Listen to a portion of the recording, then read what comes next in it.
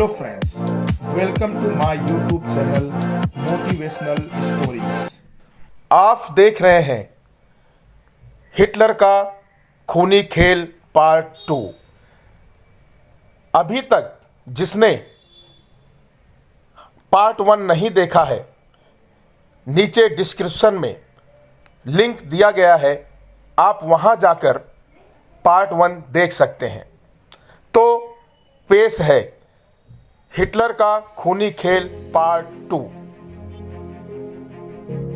अगर आपको मेरा यह वीडियो पसंद आए तो कृपया कर इसे लाइक, शेयर, सब्सक्राइब जरूर कर दीजिएगा और हाँ, साथ में बेल आइकॉन दबाना मत भूलिए। न्यूज़पेपरों के द्वारा हिटलर ने अपनी पार्टी के सिद्धांतों का प्रचार जनता में किया।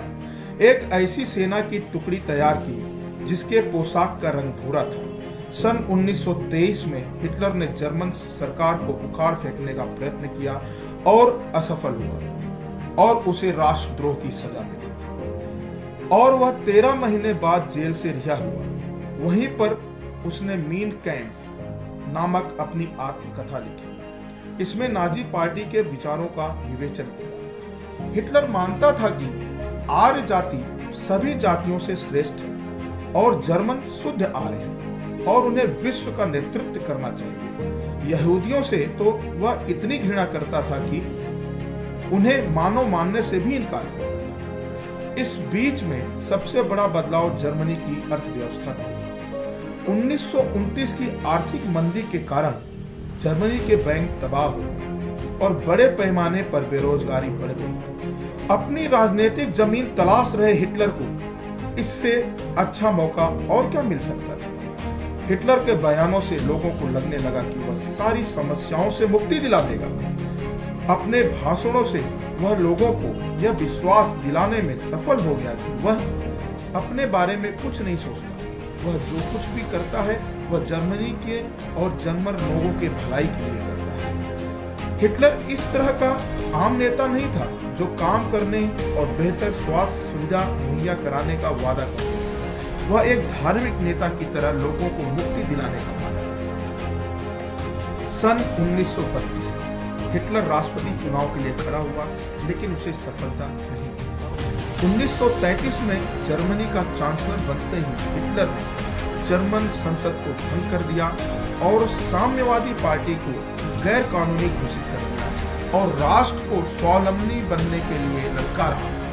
डॉक्टर जोसेफ गोइबल्स को अपना प्रचार मंत्री नियुक्त किया। नाजी पार्टी के विरोधी व्यक्तियों को जेल में डाल दिया।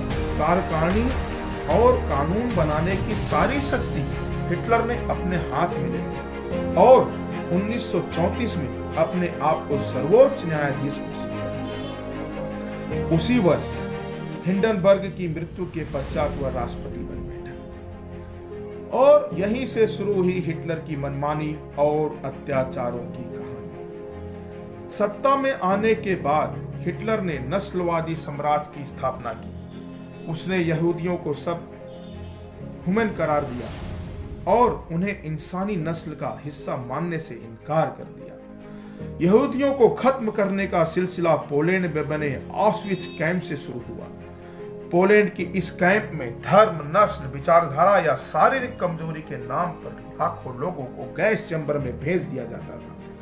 यहूदियों और रूसी बंधक सैनिकों को इस कैंप में लाया जाता था और उन्हें इस गैस चैम्बरों में ठूस ठूस कर भरा जाता था और जहरीली गैसों के से दम घोटकर उन्हें मौत के घाट उतार दिया जाता था। इस कैंप के बाहर ही लिखा हुआ था, यहाँ आओ और काम करते करते मर जाओ।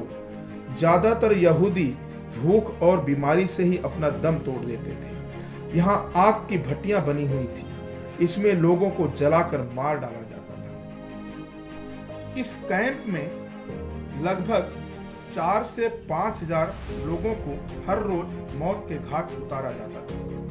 कुछ लोगों को सीधा गले में गोली मारकर मौत दी जाती थी। इस कैंप में करीबन 60 लाख यहूदियों की हत्या कर दी गई, जिसमें 15 लाख बच्चे थे। यहूदियों को जड़ से मिटाने के अपने मकसद को इतने प्रभावी ढंग से अंजाम दिया कि दुनिया की 1/3 यहूदी आबादी खत्म हो गई। इसके तहत एक समुदाय के लोग जहां भी मिले वह मारे जाने लगे, सिर्फ इसलिए कि वह यहूदी पैदा हुए थे। इन कारणों के चलते ही इसे अपनी तरह का नाम दिया गया होलोकास्ट। अब आगे की कहानी मैं सुनाऊंगा अपने अगले पार्ट में।